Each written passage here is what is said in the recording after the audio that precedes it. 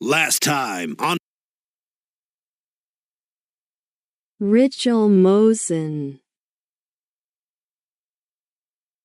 No! Let's remind ourselves what happened last time, shall we?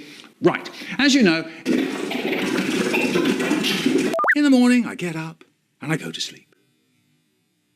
I think we'd better wake him up. When I count 3, wake up Jeff. 1, 2, 3. Wake up! I go downstairs and I'm having my breakfast. And Mum is busy over there and she's busy over there. And then she says, "Oh, Michael, there's something else. There's something nice. There's some chocolate left over from yesterday for you to take to school today." and I went, "Oh." And she says, What's the matter? You usually jump at the idea of having chocolate. "Come with that, second." And she's looking at me very...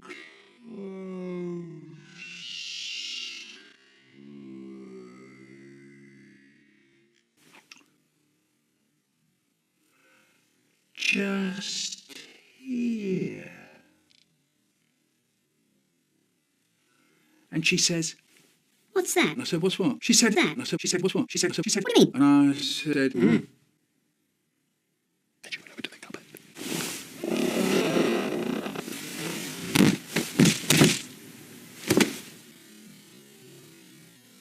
It's gone. The chocolate's gone. You haven't eaten the whole of the rest of the chocolate, have you? And I said, I don't know. What do you mean you don't know? I don't believe a word of it. Now off you go to school. Strict. We had a teacher who was so strict you weren't allowed to eat in her lessons. She used to stand out the front going, "No eating." And you had the whole morning to get through. Fat red tomatoes. The weak ones used to start nibbling on an apple in the middle of class. The teacher couldn't stand any eating, any noise, or any noisy eating in class 1. And it was... Ouch! School prison. There was a school prison underneath the school where they used to string you up from the wall bars. I've been up here for... I always knew you were a bit weak. Do you know, people say to me, if that's true, how come you're here to tell the tale?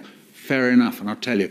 Our teacher, Miss Goodall, said, "Right, class, I had hoped that it wouldn't be necessary for me to tell you what happens if you eat in my classroom." So if you remember at the beginning of the week, I said, "No eating." And when I say, "No eating," I mean... eating. And that includes you, David Alexander. Yes, you. No need to turn around, David. There aren't any other David Alexanders here. I saw that, Mervyn. I saw that. No, it's in class anymore. And you'll be out to school prison. I'm very sorry, Mervyn, but nobody at all wants to hear your mad dog stuff. Mervyn. It's all right.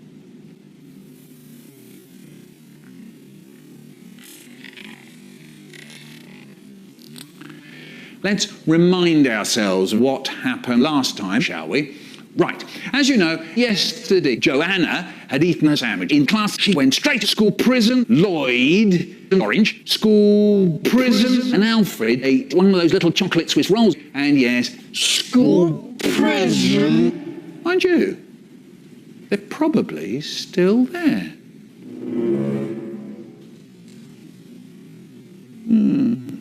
So, do we have lunch in class? No, we have lunch at lunchtime. Anyway, after a few months of this, her class, which started with 48 kids, quickly became a class of 22. Myself and Mervyn. Here's me. I'm sitting at my desk in Miss Goodall's class. And sitting next to me is Mervyn. Miss Goodall is teaching us about Holland and its windmills. We're doing a project. And suddenly Mervyn turned to me and said, "Do you want something to eat?"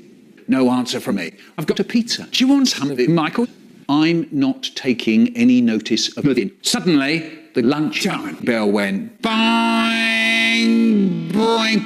At that, Mervyn goes and stands up and starts eating his pizza in the middle of the classroom. It was then I noticed Miss Goodall. She looked like she had never seen anything quite so horrible in all her life. She screamed at Mervyn. Out!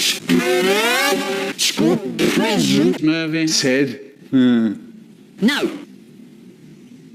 Miss Goodall looked awful. I'm very sorry, Mervyn, but if you don't leave the classroom right now, I'm going to make this physical. Trained I am, I could kill you in 5 seconds with me bare hands. So Mervyn said, yeah, I bet you can't.